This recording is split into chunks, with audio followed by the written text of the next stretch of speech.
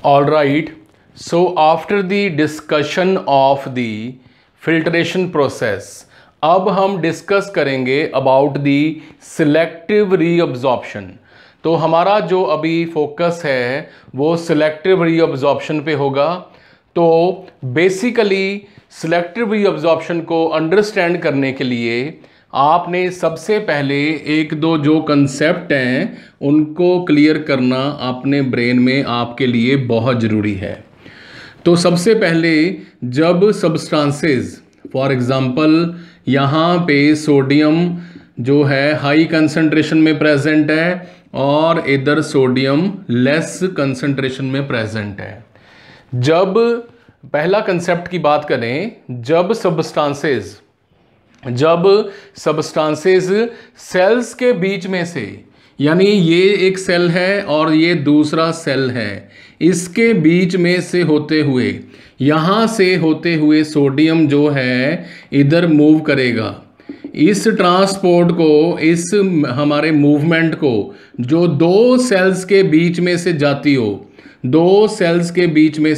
हो, इसको बोलते हैं पैरासेलुलर एक्टिविटी। पैरासेलुलर मूवमेंट जो है इसको बोला जाता है, पैरासेलुलर मूवमेंट जो है इसको बोला जाता है। और जब हमारे substances, please note it down, जब हमारे सब्सटेंसेस सेल्स के बीच में से, जैसे मैंने पीछे बताया था कि हमारे एफरेंट आर्टरियोल के बीच में जो है फेनेस्ट्रेशंस प्रेजेंट होती हैं, चैनल्स प्रेजेंट होते हैं, फेनेस्ट्रेशंस प्रेजेंट होती हैं, छेद प्रेजेंट होते हैं, जिनमें से, जिनके थ्रू होता हुआ हमारा सब्सटेंस हायर कंसंट्रेशन से लोअर कंसंट्रेशन में मूव करता है। सेल्स के बीच में से होता हुआ जा रहा है, यानी थ्रू दी सेल फेनेस्ट्रेशन के हेल्प के साथ, इसको बोलते हैं ट्रांससेलुलर मूवमेंट, इसको बोलते हैं ट्रांससेलुलर मूवमेंट। और जब सब्सटेंस सेल्स के बीच में से जो गैप है, जो रास्ता है, उसमें से होके जाता है, उसको बोलते हैं पैरासेलुलर मूवमेंट। तो सबसे पहले आपका ये जो सिंपल कॉन्सेप्ट है इसके बारे में क्लियर होना बहुत ज़रूरी है, क्योंकि सिलेक्टिव रीअब्जॉर्प्शन का जो प्रोसेस है उसके अंदर ये दोनों जो प्रोसेस हैं वो आते हैं। ठीक है, तो वैसे तो मैं बीच बीच में इसको बार बार बताता रहूँगा, बट आपने भी पूरा ध्यान रखना है कि हम क्या स्टडी कर रहे हैं और सब्सटेंसेस की जो मूवमेंट है वो कैसे और कहाँ से हो रही है। सो let's have A short brief review. तो पिछले लेक्चर में हमने देखा कि एफरेंट आर्टरियोल में से 55 mm मर्करी प्रेशर के साथ ब्लड जो है वो हमारा एफरेंट आर्टरियोल में यहाँ पे एंटर कर रहा है, और यहाँ पे बेसल मेम्ब्रेन और हमारे जो हैं दैट इज एंडोथेलियल सेल्स में से होता हुआ ब्लड कहाँ पे एंटर कर रहा है, ये एंटर कर रहा है जी पीसीटी में। तो पीसीटी में एंटर करने से पहले, पीसीटी में फॉर एग्जांपल ये वोमन कैप्सूल है, और यहाँ पे पीसीटी में एंटर करने से पहले यहाँ पे लगे होते हैं फुट प्रोसेसेस, यहाँ पे लगे हुए हैं फुट प्रोसेसेस जिनको बोला जाता है पोडोसाइट, तो आप देख सकते हैं यहाँ पे पोडोसाइट्स जो हैं ये लगे हुए हैं। यही वो पोडोसाइट्स सेल्स हैं जो हमारे बोमन कैप्सूल के पास हैं एक तो, और ये बनाते हैं रेनिन, जिसके बारे में हमने renin aldosterone angiotensin aldosterone system में पढ़ा हुआ है। ठीक है ना जी। तो हमने देखा कि बोमन कैप्सूल कि ये नेक्स्ट यहाँ पे लगी हुई है हमारी बेसल मेम्ब्रेन, और बेसल मेम्ब्रेन के नीचे लगे हुए हैं पोडोसाइट्स। तो ये पोडोसाइट्स क्या बनाते हैं, रेनिन, जो कि बीपी कंट्रोल करने में काफ़ी इंपॉर्टेंट रोल जो है वो प्ले करती है। ठीक है, राइट, समझ गए हम। तो हमने सबसे पहले जो है बोमन कैप्सूल के बारे में प्रीवियस लेक्चर में डिटेल में जो है स्टडी किया। अब हम स्टडी करेंगे कि जैसे ही हमारा जो फिल्ट्रेट है, फिल्ट्रेट क्या होता है? फिल्ट्रेट होता है, यस, फिल्ट्रेट होता है जो कि यहाँ पे फिल्टर होके आया है। सिंपल लैंग्वेज में इसको हम जो है waste material, waste fluid, waste product भी कह सकते हैं। वेस्ट फ्लूइड फिल्ट्रेट, यहाँ पे जो हमारा फिल्ट्रेट है बोमन कैप्सूल में से अब यहाँ पे आ चुका है। अब ये ट्रैवल करेगा, यात्रा करेगा, यस प्लीज, किसकी तरफ? हमारी नेफ्रॉन के प्रॉक्सिमल कॉन्व्यूलेटेड ट्यूब्यूल की तरफ। ठीक है, प्रॉक्सिमल कॉन्व्यूलेटेड ट्यूब्यूल की तरफ जो है ये हमारा फिल्ट्रेट जो है मूव करेगा। प्रॉक्सिमल कॉन्व्यूलेटेड ट्यूब्यूल, इसको प्रॉक्सिमल क्यों बोला गया है?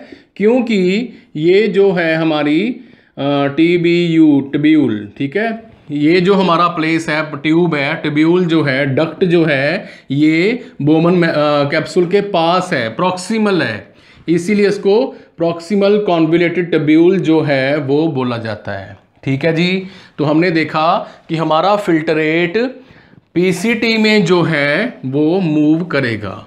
ओके, यहां तक सभी को क्लियर है? If anybody having any doubt he और she can ask in the comment section below.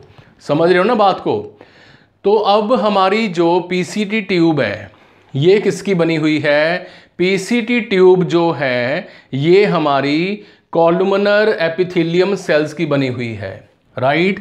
तो कॉलुमनर एपिथेलियम सेल्स लंबे होते हैं, कॉलम शेप, और कॉलुमनर एपिथेलियल सेल्स जो हैं यहाँ पे प्रेजेंट हैं।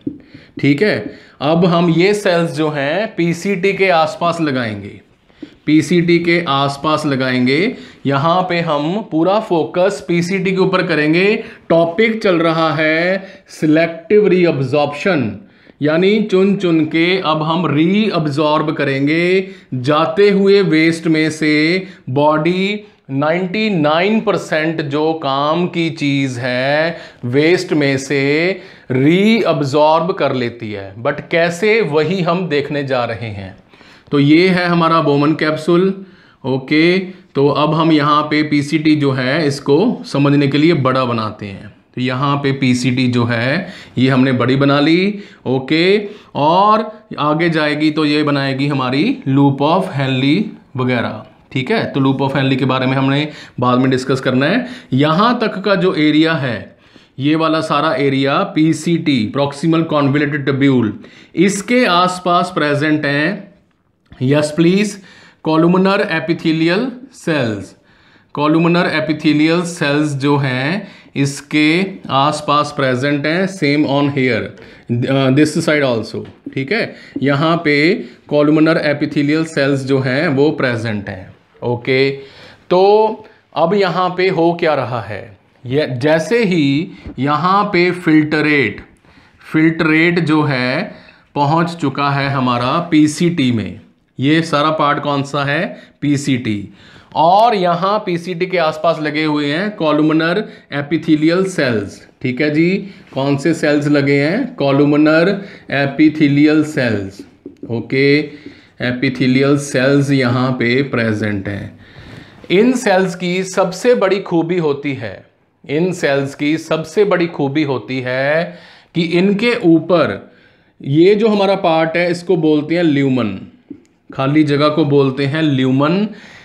इन सेल्स के ऊपर ल्यूमन वाली साइड पे, यानी इस साइड पे जहां से फिल्ट्रेट जा रहा है, वेस्ट जा रहा है, इन सेल्स के ऊपर लगे होते हैं ऐसे विलाई। इन सेल्स के ऊपर क्या लगे होते हैं जी? विलाई। ये विलाई जो हैं हमारे कॉलुमनर एपिथेलियल सेल्स का क्या इंक्रीज कर देते हैं? सरफेस एरिया इंक्रीज कर देते हैं। ओके, कितने गुना इंक्रीज कर देते हैं? 120 टाइम्स जो है ये हमारा surface area proximal convoluted tubule का, पीसीटी का इंक्रीज हो जाता है। ठीक है। अब जैसे ही ये फिल्ट्रेट जिसमें क्या प्रेजेंट है, sodium, potassium, chlorine, water and हमारा जो है ड्रग्स वगैरह जो हैं वो प्रेजेंट हैं, बाइकार्बोनेट इसमें आ रहा है, बाइकार्बोनेट, इसमें ग्लूकोज आ रहा है, इसमें अमीनो एसिड्स जो हैं आ रहे हैं। तो फिल्टर होने के बाद जैसे ही हमारा फिल्ट्रेट जो है, वेस्ट प्रोडक्ट जो है पीसीटी में एंटर करता है, तो इसका वेलकम करते हैं, इसका स्वागत करते हैं कॉलुमनर एपिथेलियल सेल्स। ये कॉलुमनर एपिथेलियल सेल्स के ऊपर लगी होती है विलाई, जो कि रीअब्जॉर्ब करने की कैपेसिटी को, पावर को 120 टाइम्स जो है इंक्रीज कर देती है। ठीक है जी। तो आपने जो मैं अभी बोल रहा हूं उस बात को नोट करना है। Please note it down that the handling, यानी कि हैंडलिंग जो है, डील जो करना है, हैंडलिंग जो करनी है, डील जो करना है, हैंडलिंग ऑफ सोडियम, सोडियम की जो हैंडलिंग है, handling of sodium is different in PCT, DCT and loop of Henley. हमारे फिल्ट्रेट का सबसे इंपॉर्टेंट कंपोनेंट पार्ट जो होता है वो होता है सोडियम। हमारे यूरिन में सबसे ज़्यादा प्रेजेंट है सोडियम। तो सोडियम को हमारी पीसीटी डिफरेंट तरीके से डील करती है, लूप ऑफ हेनली डिफरेंट तरीके से डील करती है, और यहाँ पे हमने दिखाया है ये पार्ट डीसीटी, ये भी सोडियम को डिफरेंट तरीके से हैंडल करती है। गेम जो है सारी सोडियम को रीअब्जॉर्ब करने की है, पोटाशियम को रीअब्जॉर्ब करने की है, हाइड्रोजन आयंस को बाहर निकालने की है। कौन सा सब्सटेंस, कौन सा वेस्ट कितनी मात्रा में बाहर निकलेगा, ये डिपेंड करता है उसकी कंसंट्रेशन के ऊपर, एंड और भी कई सारे फैक्टर्स के ऊपर ये डिपेंड करता है, जिसके बारे में अभी हम डिस्कस करेंगे। बट आपने ये बात बहुत ध्यान रखनी है कि नेफ्रॉन के जो पार्ट हैं पीसीटी, डीसीटी यानी distal convoluted tubule and loop of Henley, ये सोडियम को तरह तरह के तरीके से हैंडल करते हैं। यहाँ पे सोडियम का रीअब्जॉर्प्शन कुछ और होता है, लूप ऑफ हेनली में कुछ और होता है, एंड डीसीटी में हमारा सोडियम की जो हैंडलिंग है, उसको डील करने का जो तरीका है वो अलग जो है होता है। ठीक है, यहाँ तक सभी को क्लियर है? ये बात आपने नोट कर लेनी है। Handling of sodium is different in different parts of, yes please, nephron. Okay, तो वापस आते हैं हमारे पीसीटी में, प्रॉक्सिमल कॉन्वोल्यूटेड ट्यूब्यूल में। हमारा जो वेस्ट है, ये फिल्ट्रेट, ये यहाँ पे पहुँच चुका है। ओके, तो अब मैं जो हमारा वेस्ट है इसको ब्लू कलर के ड्रॉप के साथ जो है शो करूँगा। ब्लू कलर के ड्रॉप के साथ मैं इसमें बड़ा सारा एफ लिख देता हूँ, यानी फिल्ट्रेट।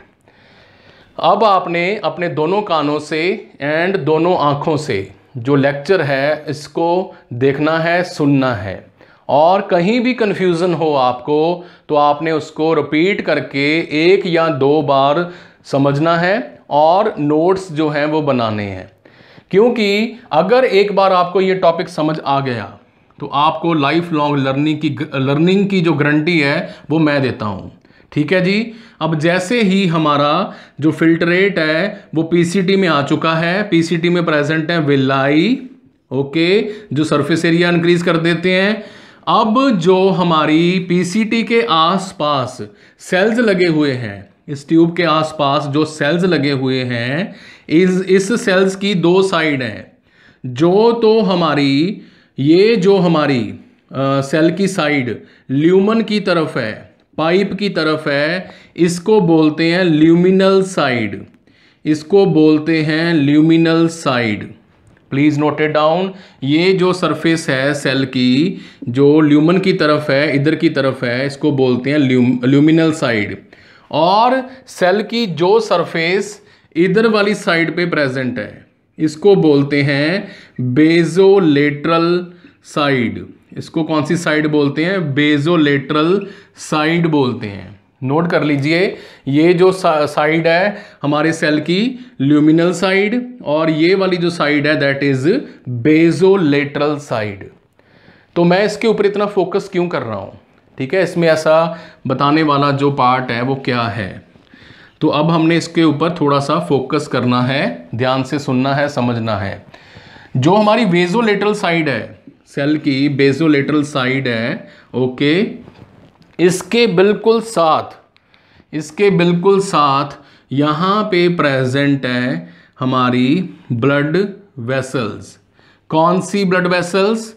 जो, ध्यान दीजिए बड़ी डायग्राम के ऊपर, जैसे ही, मैं बहुत स्लो बोलूंगा जान के सो दैट आप जो है इजीली समझ सकें, जैसे ही एफरेंट आर्ट्रियोल यहां पे फिल्ट्रेशन करने के बाद इफरेंट आर्ट्रियोल बनाता है, वो इफरेंट आर्ट्रियोल की ब्रांचेस यहां पे ऐसे पहुंच जाती हैं। ओके, तो हम एक बार इसको शॉर्ट फॉर्म में समझते हैं। ये Bowman capsule, PCT, loop of Henley and DCT. तो जैसे ही हमारी एफरेंट आर्ट्रियोल आई यहाँ पे और बाहर निकली, तो ये जो इफरेंट आर्ट्रियोल बाहर आ रही है, ये जो इफरेंट आर्ट्रियोल बाहर आ रही है, ये यहाँ पे ऐसे जो है नेटवर्क बनाती हुई वापस चली जाती है इन्फीरियर वेना कावा की तरफ। यही डायग्राम, यही चीज़, यही जो प्रोसेस है मैंने यहाँ पे समझाने की कोशिश की है। इफरेंट आर्ट्रियोल EA जैसे ही बाहर आता है तो इसकी ब्रांचेस जो हैं वो, यस प्लीज, PCT ये वाली हमारी tube, loop of Henley LH and DCT distal convoluted tubule के आसपास ऐसे नेटवर्क बनाती हैं, आसपास ऐसे नेटवर्क बनाती हैं। उस नेटवर्क की एक ब्रांच, ये जो नेटवर्क है इसको बोलते हैं peritubular network. Peritubular network इसको बोला जाता है। तो इस नेटवर्क की कैपिलरी की ब्रांच यहां पे पहुंच चुकी है, यहां पे पहुंच चुकी है। ओके, ये जो ब्रांच है पेरी ट्यूबुलर कैपिलरी या फिर पेरी ट्यूबुलर नेटवर्क, ये जो ब्रांच है यहां पे पहुंच चुकी है। और ये किसके संपर्क में है? ये है हमारे बेजोलेटरल साइड ऑफ सेल्स की संपर्क में है, यानी उनके कांटेक्ट में है, टच में है। ठीक है जी, यहां तक सभी को क्लियर है? यहां तक किसी को कोई डाउट है, क्वेरी है, तो वो स्टूडेंट जो है वो इसके बारे में पूछ सकते हैं। सो हमने देखा कि हमारे ल्यूमिनल साइड जो है सेल की और बेजोलेटरल साइड के ऊपर क्या प्रेजेंट है? पेरी ट्यूबुलर नेटवर्क प्रेजेंट है। ओके, ये भी बात समझ आ गई हमें। तो जैसे ही यहाँ पे एक्स्ट्रा सोडियम, वाटर एंड हमारा पोटाशियम, यूरिया, क्रेटिनिन, ठीक है जी, ग्लूकोज, अमीनो एसिड्स, ये पास हो रहे होते हैं यहाँ से, ये जो है प्रॉक्सिमल कॉन्वोल्यूटेड ट्यूब्यूल से पास हो रहे हैं, निकल रहे हैं। ये जो सेल्स हैं विलाई की हेल्प के साथ क्या करते हैं? इनको क्या कर लेते हैं जी? यस प्लीज, रीअब्जॉर्ब कर लेते हैं। रीअब्जॉर्ब जो है करते हुए, यानी सोडियम जो है यहां से रीअब्जॉर्ब होगा, सेल में गया, सेल में सोडियम की मात्रा बढ़नी शुरू हुई, सेल में सोडियम की मात्रा बढ़नी शुरू हुई। तो यहां पे प्लीज ध्यान दीजिए, यहां पे प्रेजेंट है हमारे बेजोलेटरल साइड पे प्रेजेंट है, हमारे बेजोलेटरल साइड जो है नेफ्रॉन की, ये वाली यहां पे प्रेजेंट है, yes please, sodium potassium ATPase। ये जो पंप है, ये जो फैन मैंने बनाया है, ये जो सोडियम पोटाशियम ATPase हैं, कौन से ATPase हैं? Sodium potassium ATPase। Okay, very good. Sodium potassium ATPase यहाँ पे प्रेजेंट है। तो ये क्या कर रहे हैं भाई? ये क्या करते हैं, जैसे ही सेल ने, हमारे कॉलमनर एपिथेलियल सेल्स ने, पीसीटी के सेल्स ने सोडियम को रीअब्जॉर्ब किया, ये हमारे एटीपीएज सोडियम को जो है किस में भेज देते हैं, ये हमारे सोडियम को इस स्पेस में भेज देते हैं। ये कौन सी स्पेस है, ये है हमारी एक्स्ट्रा सेलुलर फ्लूइड, ये स्पेस है हमारी एक्स्ट्रा सेलुलर फ्लूइड। तो हमने देखा कि बेसोलेटरल साइड के ऊपर सोडियम पोटाशियम एटीपीएज लगे हुए हैं, जो कि सोडियम को पकड़ के यहाँ पे भेज देते हैं। और यहाँ पे जैसे ही सोडियम की मात्रा ज़्यादा होती है, जैसे ही सोडियम की मात्रा ज़्यादा होती है, कंसंट्रेशन ज़्यादा होती है, ये हमारा सोडियम ब्लड में रीअब्जॉर्ब जो है हो जाता है। ये हमारा जो सोडियम है ब्लड में रीअब्जॉर्ब हो जाता है। इसी बात को हम यहाँ पे समझते हैं। ये हमारी पीसीटी जा रही है, पीसीटी के कौन से सेल्स, कॉलमनर एपिथेलियल सेल्स, इनके आगे क्या लगा हुआ है, विलाई। यहाँ से सोडियम पकड़ लिया गया, अंदर भेज दिया गया, और सोडियम पोटाशियम एटीपी पंप के साथ यहाँ पे भेज दिया गया स्पेस में, एक्स्ट्रा सेलुलर स्पेस में, और यहाँ से ब्लड में। तो यहाँ हमारा ये जो नेटवर्क है, पेरीट्यूबुलर नेटवर्क, ये वाला, ये एक्स्ट्रा सोडियम को लेता हुआ जो है रीअब्जॉर्ब करके कहाँ लेके जा रहा है, yes please, inferior vena cava में लेके चला जाता है, इन्फीरियर वेना कावा में चला जाता है।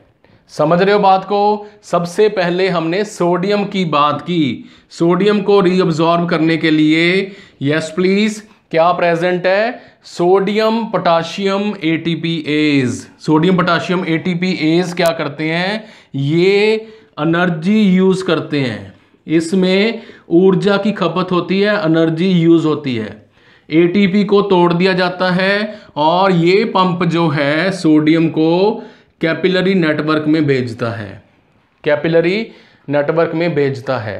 अब इसको बड़ी डायग्राम के ऊपर समझते हैं, ठीक है जी। तो यहाँ पे जैसे ही फिल्ट्रेशन हुई और वेस्ट हमारा यहाँ पे पहुँच गया, इस ट्यूब में पहुँच गया, पीसीटी में, ठीक है, पीसीटी में पहुँच गया, तो यहाँ पे प्रेजेंट है इसके आसपास हमारे कौन से सेल्स, कॉलमनर एपिथेलियल सेल्स।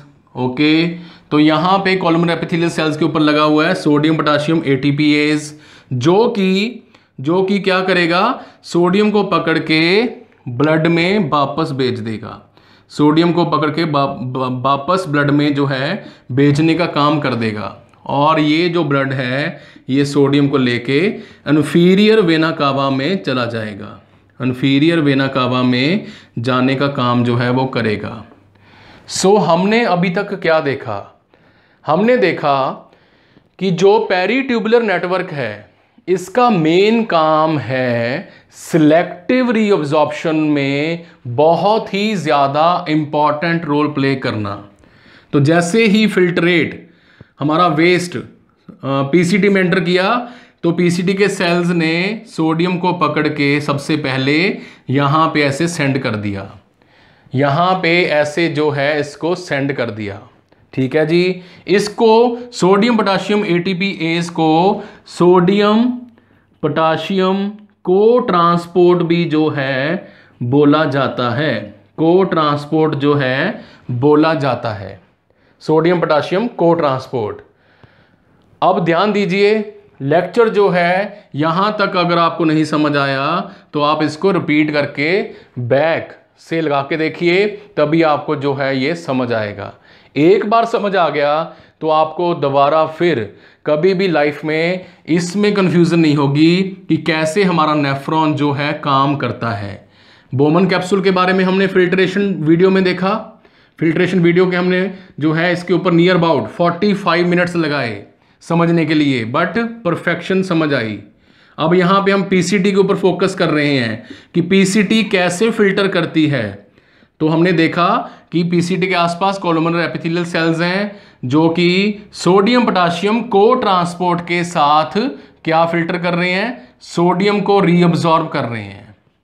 तो नोट कर लीजिए यहां पे बहुत ही इंपॉर्टेंट बात, दैट इज पीसीटी में, हमारी प्रॉक्सिमल कॉन्वोल्यूटेड ट्यूब्यूल में हमारे फिल्ट्रेट में से, हमारे वेस्ट प्रोडक्ट में से, फ्लूइड में से बन रहे यूरिन में से 65% रीअब्जॉर्प्शन सिर्फ और सिर्फ पीसीटी में हो जाती है। अगर यहाँ पे 100 फिल्ट्रेट आया है, 100 ml हम ले लेते हैं फॉर एग्जांपल, 100 ml फिल्ट्रेट बना है, ओके, तो इसमें से 65 तो जो है हमारी पीसीटी ही रीअब्जॉर्ब कर लेती है। पीसीटी के सेल्स रीअब्जॉर्ब करते हुए हमारे किस में भेज देते हैं, पेरीट्यूबुलर नेटवर्क में भेज देते हैं, पेरीट्यूबुलर नेटवर्क में भेज देते हैं। अब पीछे कितना वेस्ट बचा, दैट इज 35 बचा।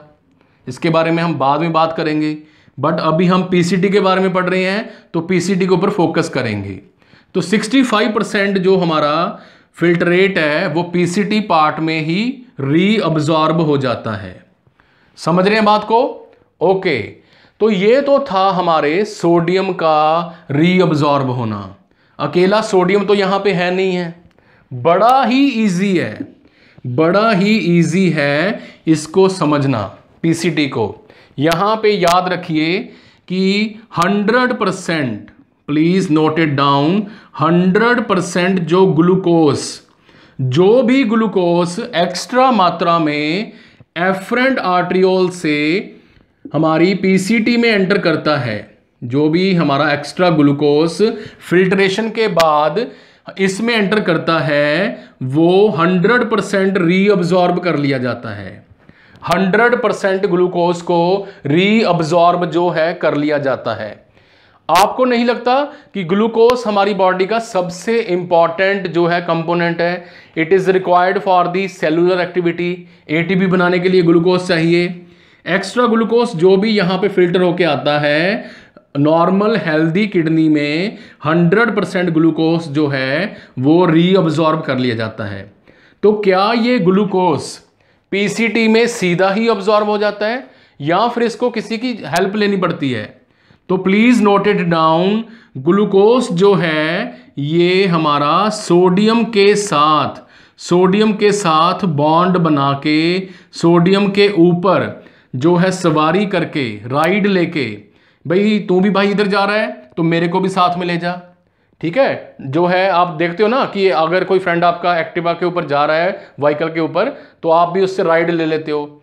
तो ग्लूकोज भी जो है सोडियम की हेल्प के साथ राइड करके यहां पे सोडियम के साथ जुड़ के यहां पे हमारे सेल्स में मूव करता है, और हमारा जो यस प्लीज ग्लूकोस है यहां पे, जी ग्लूकोस, Na सोडियम, यहां पे ये दोनों मिलके पेरीट्यूबुलर ब्लड में चले जाते हैं। तो इस तरह हमारा ग्लूकोज 100% जो है वो रीअब्जॉर्ब हो जाता है। बट यहां पे ट्रांसपोर्टर कौन रहा? सोडियम पोटाशियम को ट्रांसपोर्टर। सोडियम पोटाशियम को ट्रांसपोर्टर ने क्या किया? ग्लूकोज को भी बाहर निकाल दिया। 100% ग्लूकोज, सोडियम को बाहर निकाल लिया, ठीक है जी। इस तरह जब 100% ग्लूकोज रीअब्जॉर्ब हो जाता है नॉर्मल हेल्दी पर्सन में, उसके यूरिन में ग्लूकोज की मात्रा, ग्लूकोज की अमाउंट बहुत बहुत कम होती है। It is near about 0%। It is near about 0%।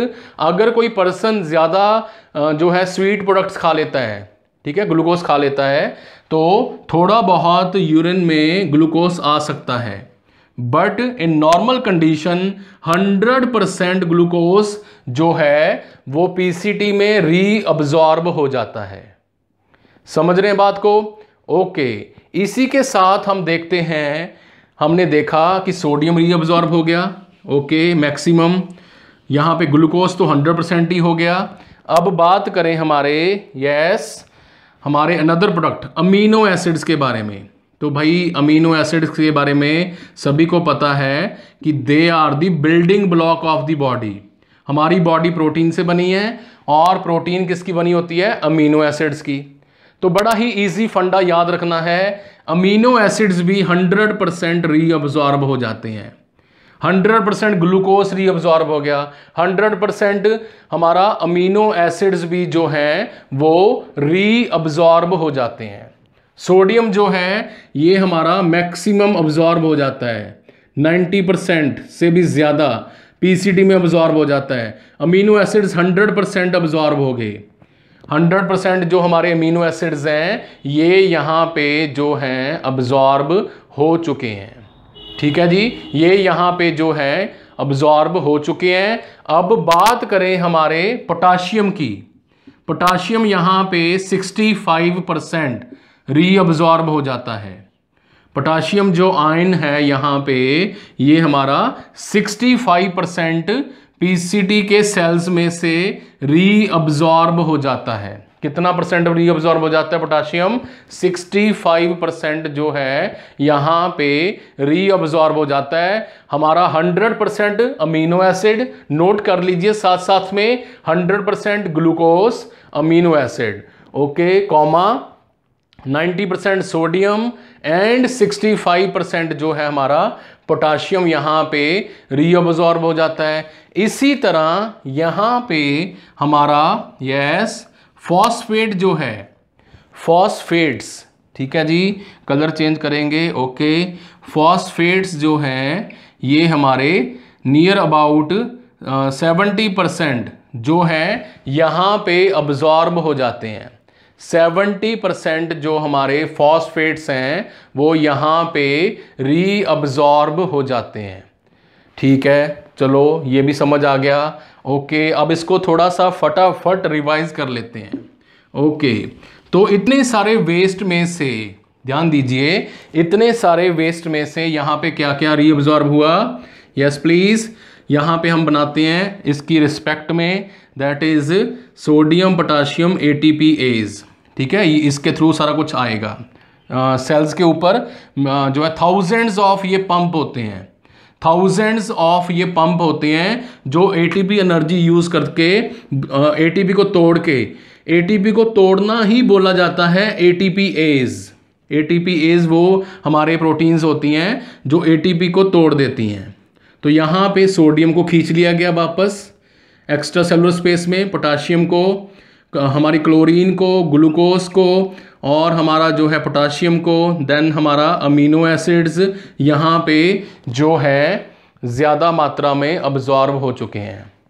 तो सेल्स में, अब देखो ध्यान से समझो, सेल्स में इन जो है कम हो जाएगी, सेल्स में इन सभी की अमाउंट कम हो जाएगी। ओके, यहाँ पे इनकी कंसंट्रेशन अमाउंट जो है ज़्यादा हो गई। तो अब पीछे कौन बचा फिर? ल्यूमन में, पाइप में अब कौन बचा? ल्यूमन में बचा पीछे, दैट इज वाटर। तो वाटर भी अब पीछे नहीं रहेगा, वाटर भी जो है वो यहाँ पे रीअब्जॉर्ब कर लिया जाएगा। वाटर भी जो है वो यहाँ से दौड़ता हुआ यहाँ पे चला जाएगा। पेरीट्यूबुलर नेटवर्क में वाटर जो है इनके पीछे पीछे आएगा। Sodium loves water, water loves sodium, very simple. तो जहाँ पे नमक है वहाँ पे पानी है, वहाँ पे क्लोरीन है। ठीक है, सोडियम के साथ ही क्लोरीन जाएगी क्योंकि सोडियम पॉजिटिवली चार्ज्ड है और क्लोरीन हमारी नेगेटिवली चार्ज्ड है। इन दोनों के बीच में बहुत प्यार है, इसलिए ये इसके पीछे ही जाएगी क्लोरीन। तो हमने यहाँ तक के पार्ट में, वीडियो लेक्चर के पार्ट में क्या सीखा? हमने सीखा कि पीसीटी पार्ट में sodium, potassium, uric acid, water और फॉस्फेट्स हमारे जो है रीअब्जॉर्ब हो रहे हैं, बट इनमें सबसे इंपॉर्टेंट रोल प्ले कर रहा है sodium potassium ATPase। Sodium potassium ATPase जो है ये कहाँ पे लगा होता है? सेल की कौन सी मेम्ब्रेन के ऊपर? ये है बेजोलेटरल मेम्ब्रेन और ये है हमारी ल्यूमिनल साइड। तो आपने याद रखना है स्टूडेंट्स कि ये हमारा जो बेजोलेटरल मेम्ब्रेन है उसके ऊपर लगा होता है, उसके ऊपर जो है सोडियम पोटाशियम ATPase लगे होते हैं, जो कि sodium potassium, chlorine, water and जो हमारे हाइड्रोजन आयंस वगैरह हैं इनको रीअब्जॉर्ब करके वापस किस में भेज देते हैं? Yes please, they throw it into the peritubular network. Peritubular network में इसको जो है थ्रो कर देते हैं। तो इस तरह हमारा जो नेफ्रॉन का पीसीटी पार्ट है, पीसीटी पार्ट जो है ये मैक्सिमम रीअब्जॉर्प्शन में हेल्प करता है, मैक्सिमम रीअब्जॉर्प्शन में जो है हेल्प करता है, जिस पे लगे होते हैं हमारे सोडियम पोटाशियम को ट्रांसपोर्टर। सोडियम पोटाशियम को ट्रांसपोर्टर जो हैं ये हेल्प कर रहे हैं in the maximum reabsorption of the substances which are very important for our survival। Glucose हमें जिंदा रहने के लिए चाहिए, पोटाशियम जो है वो भी हमारे हार्ट के लिए चाहिए, और सबसे इंपॉर्टेंट है water and sodium. Water and sodium के बिना तो बॉडी में action potential, yes action potential जो है वो चल नहीं सकते, और हमारे सेल्स का मेजर कंपोनेंट है वाटर। तो हमने देखा that kidney is master in controlling the outflow. क्या चीज़ बाहर जाएगी और क्या चीज़ बाहर नहीं जाएगी, इसको कंट्रोल करने में जो है किडनी मास्टर रेगुलेटर है, नंबर 1। नंबर 2 हमने देखा डिज़ाइनिंग।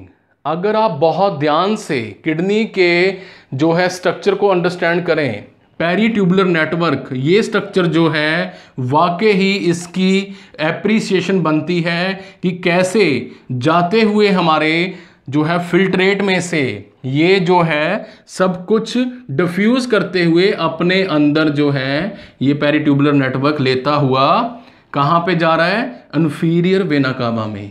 और यहाँ से ये कंपोनेंट्स सब्सटेंसेस एक बार फिर ब्लड का पार्ट बन जाते हैं। ठीक है, बार बार हमारी फिल्ट्रेशन होती है, बार बार सर्कुलेशन होती है, but nervous system, endocrine system and needs of the body के according, yes needs of body के अकॉर्डिंग ये फिल्ट्रेशन प्रोसेस चलता रहता है।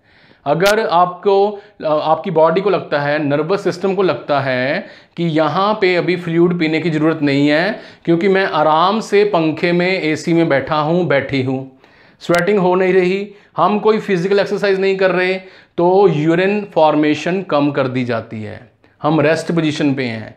और during exercise blood pumping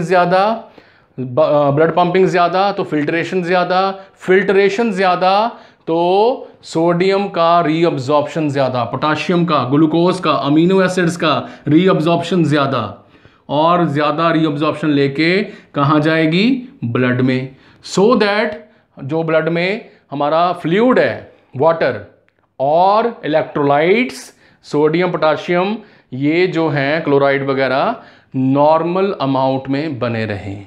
so this was about the we can say selective reabsorption. Filtration के बाद selective reabsorption in the proximal convoluted tubule or the PCT part of the nephron, PCT part of the nephron।